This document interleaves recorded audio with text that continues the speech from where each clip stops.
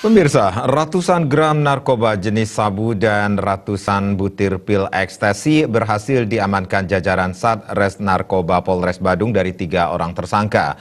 Satu diantaranya adalah pengedar yang nekat mengedarkan narkoba untuk persiapan pernikahan.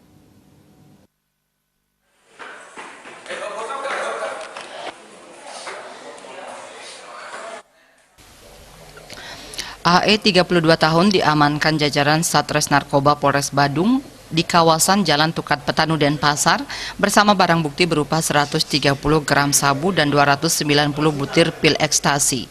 Pelaku tidak bisa mengelak petugas yang menyatakan pelaku sebagai pengedar jaringan salah satu lapas di Bali. Pelaku yang bekerja sebagai sales listrik mengaku nekat mengedarkan narkoba untuk memenuhi kebutuhan persiapan menikah.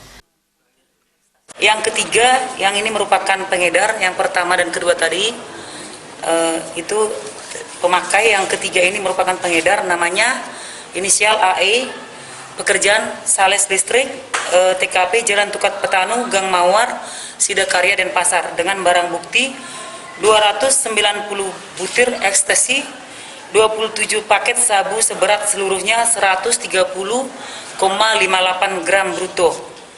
Jadi jumlah barang bukti seluruhnya sabu sebanyak 132,34 gram bruto, ekstasi sebanyak 290 butir. Nah, untuk pengedar yang tersangka yang ketiga tadi dikendalikan oleh seseorang yang berada di salah satu lapas di Bali. Peredarannya dengan sistem tempel, dan setiap tempel tersangka diberikan imbalan sebesar 50.000.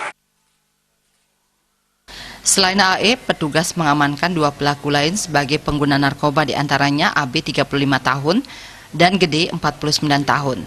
Ketiga pelaku kini masih menjalani pemeriksaan mendalam dan akan menjeratnya dengan Undang-Undang Nomor 35 Tahun 2009 tentang peredaran narkoba dengan ancaman hukuman hingga 20 tahun penjara. Secara keseluruhan, barang bukti yang diamankan sebanyak 132 gram lebih sabu dan 290 butir pil ekstasi serta peralatan menghisap sabu. Tim Liputan Bali TV.